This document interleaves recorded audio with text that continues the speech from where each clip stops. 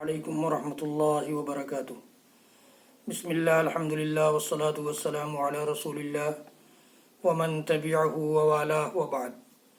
محترم حاضرین و ناظرین، سامعین، اسلامی بھائیوں بہنوں، عزیزوں دوستوں، آج کے آؤ نبی کی نماز سیکھیں سیریز کے اس ویڈیو میں آپ کے سامنے لباس کا بیان لے کر حاضر ہوا ہوں، چونکہ اللہ رب العالمین نے یہ فرمایا ہے کہ یا بنی آدم قد انزلنا علیکم لباسا یواری سوآتکم وریشا ولباس التقوی ذالک خیر، کہ اے بنی آدم، اے آدم کی اولاد، ہم نے تم پر لباس نازل کیا ہے جو تمہاری ستر پوشی اور زینت کا باعث ہے۔ زینت بھی اس سے اختیار کرو اور اپنے چھپانے کی جگہوں کو چھپاؤ بھی، اور تقوی کا لباس ہی بہتر ہے۔ سورۃ الاعراف کی آیت نمبر 26 ہے یہ۔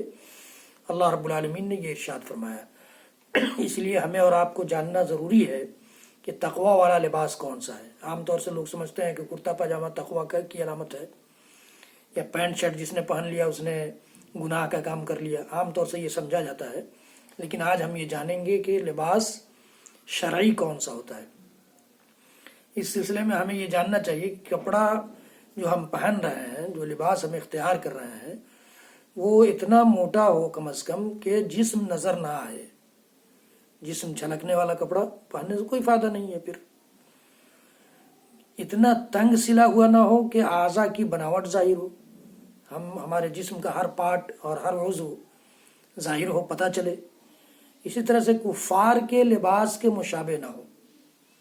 کفار جو لباس عام طور سے اختیار کرتے ہیں اس کے مشابہ نہ ہو، اس کی طرح سے نہ ہو۔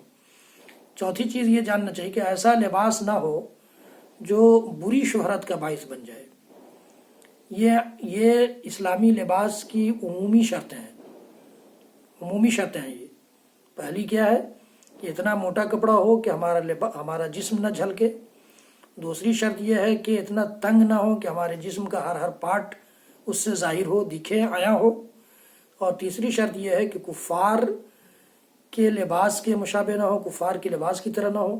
اور چوتھی شرط یہ ہے کہ بری شہرت کا باعث بننے والا لباس نہ ہو۔ سب کے حوالے ہیں، یہ حوالوں کے ساتھ جو باتیں بیان کی جا رہی ہیں ان کا حوالہ اگر نہیں بھی بیان کیا جائے تو آپ جان لیجئے کہ ان کے حوالے ہیں۔ اور پھر میں اب بیان کروں گا کہ مرد کیسا لباس پہنے۔ مرد کا لباس ریشمی نہیں ہونا چاہیے۔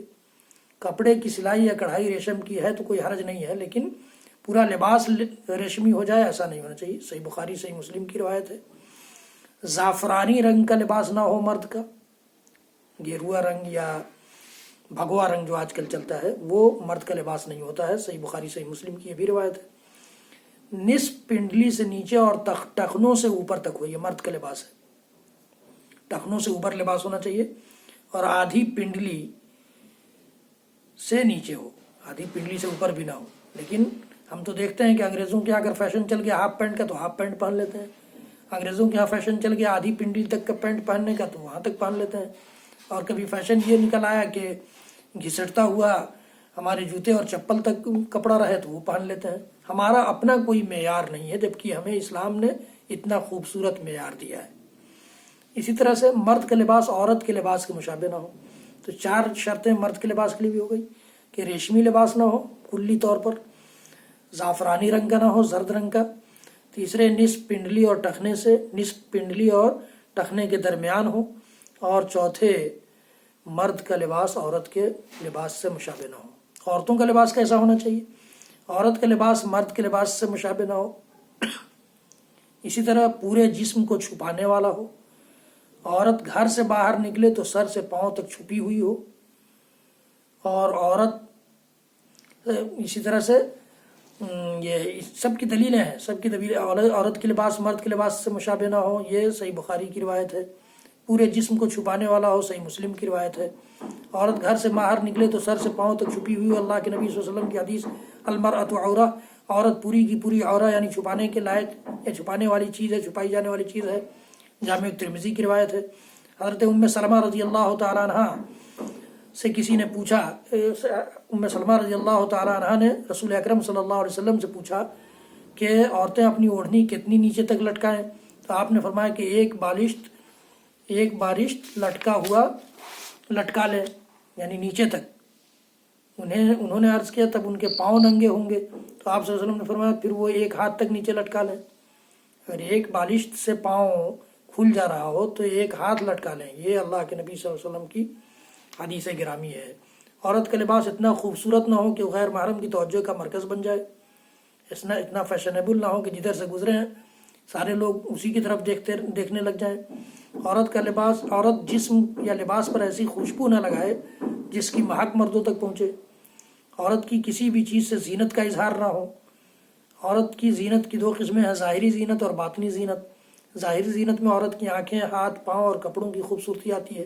ان میں سے کوئی چیز غیر محرم کے سامنے ظاہر ہو جائے تو کوئی حرج نہیں، لیکن ان کے سامنے بھی ظاہر نہ ہو تو اچھا ہے، غیر محرم کے سامنے۔ باطنی زینت میں سر، چہرہ، گردن، بازو، پنڈلیاں اور خوشبو وغیرہ آتی ہے۔ ان میں سے کوئی بھی چیز خاوند اور محرم کے علاوہ کسی کے سامنے ہرگز ظاہر نہیں ہونا چاہیے۔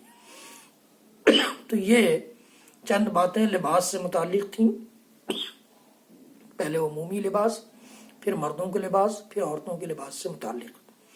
پھر آئندہ انشاءاللہ آئندہ کے ویڈیو میں آپ نمازی کے لباس کے بارے میں جانیں گے کہ نمازی کا لباس چاہے وہ مرد ہو یا عورت کیسا ہونا چاہیے۔ ہمیں اور آپ کو اللہ تعالیٰ کہنے سننے سے زیادہ عمل کی توفیق دے، ہمیں اور آپ کو توفیق دے کہ ہم ہر معاملے میں اپنے رب کے قرآن اور اپنے نبی کے فرمان کے سانچے میں اپنی زندگی کو ڈھالنے والوں میں سے بن جائیں۔ اگر میرا یہ ویڈیو آپ کو پسند آئے تو آپ اسے زیادہ سے زیادہ تعداد میں شیئر کریں، میرے چینل کو سبسکرائب کریں، بیل بٹن دبانا نہ بھولیں اور فیس بک پر لائک کرنا بھی نہ بھولیں۔ رب العالمین ہم سب کو کہنے سننے سے زیادہ عمل کی توفیق دے۔ وصلی اللہ تعالی علی نبینا محمد وعلی آلہ وصحبہ وسلم۔ سبحان ربک رب العزۃ عما یصفون وسلام علی المرسلین والحمد للہ رب العالمین۔ والسلام علیکم ورحمۃ اللہ وبرکاتہ۔